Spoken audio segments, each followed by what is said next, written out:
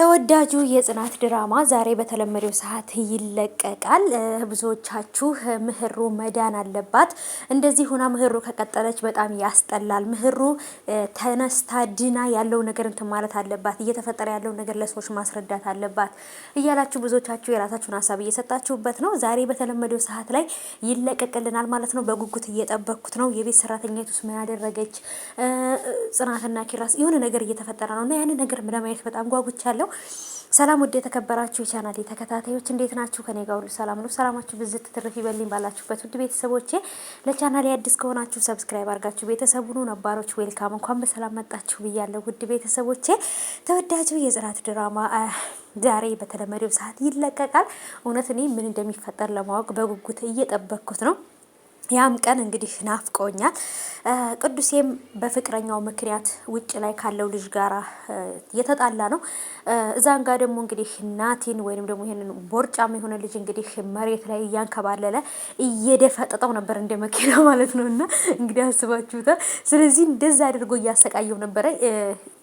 ናቲ ከዛ ተነስቶ ልጁን ይመታዋል ወይንስ ደግሞ የሆነ ሰው ደርሶ ናቲን ያድነዋል ወይንስ ናቲ ደግሞ በቃ እንደዛው ተደብድቦ እዛው ወድቆ ይቀራል? አላቅም። በተለይ ደግሞ ናቲ በመደብደቡ ምክንያት የቅዱሴ እንትን አለበት። ምክንያቱም ቅዱሴ አንተ ከቤት ውጣ ብሎ ከቤት ባያስወጣው በዛን ሰዓት ቅዱሴን ፈርቶ ወይም ደግሞ ቅዱሴን ከቤት ውጣ ሲለው ችግር የለውም አንተ ካልከኝ ብሎት ነበረ የወጣው ማለት ነው። ቅዱሴም እሱ ናቲ ከወጣ በኋላ ቤቱን ግልብጥብጥብጥ አድርጎት በቃ በጣም እንደውም ህመሙ ሁላ በሽጉጥ የተመታበት ቦታው ራሱ እየተሰማው ነበር ማለት ነው። ምክንያቱም ሶፋውን ግልብጥብጥ አድርጎት የኔ ህይወት ማለት ይሄ ነው፣ አንድ ጊዜ ይስተካከላል፣ አንድ ጊዜ ይበላሻል እያለ በጣም ነው ተስፋ የቆረጠው ቅዱሴ ማለት ነው።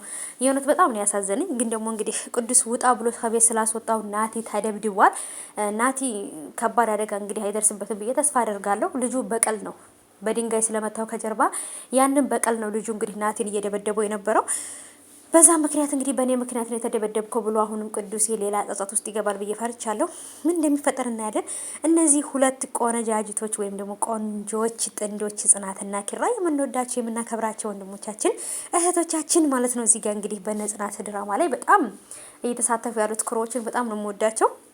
የቅዱሴ ፍቅረኛም ደግሞ ከልጁ ጋር አይተው የነገሩት ማን ነው ይሄኛው ናቲና ጨበርዬ ናቸው። እንግዲህ በቪዲዮ ሁላ ቀርጸው ከዚህ ልጅ ጋር አብራ ያለችው ወይም ከዚህ ልጅ ጋር ናት፣ አንተ ልትጠቀምብ ፈልጋ ነው እንጂ መቼም አትማርም፣ መቼም አትቀየርም እሷ ምናምን ብለው ነግረውታል። በእነሱ የተነሳ እንዲህ ይሄን ነገር ስላደረጉት ነው እንግዲህ ናቲን ከቤት ያስወጣው ቅዱሴ ማለት ነው። ምህሩ ደግሞ መዳን አለባት። ምህሩ ካለችበት ስሜት መውጣት አለባት። ምህሩ ከእንደዚህ ካለችበት ነገር ውስጥ ካልወጣች ነገሮች በጣም ከባድ ነው የሚሆኑት። ስለዚህ ምህሩ እያላችሁ ነው ብዙዎቻችሁ ማለት ነው። ምህሩ በነገራችን ላይ መንቀሳቀስ እየጀመረች ነው። ትንሽም ቢሆን ደግሞ በቃ አለ አይደለ በእጇም እየተንቀሳቀሰ ነው። ትንሽ ቀስ በቀስ ሙሉ ለሙሉ ጤነኛ ትሆናለች ብዬ አስባለሁ።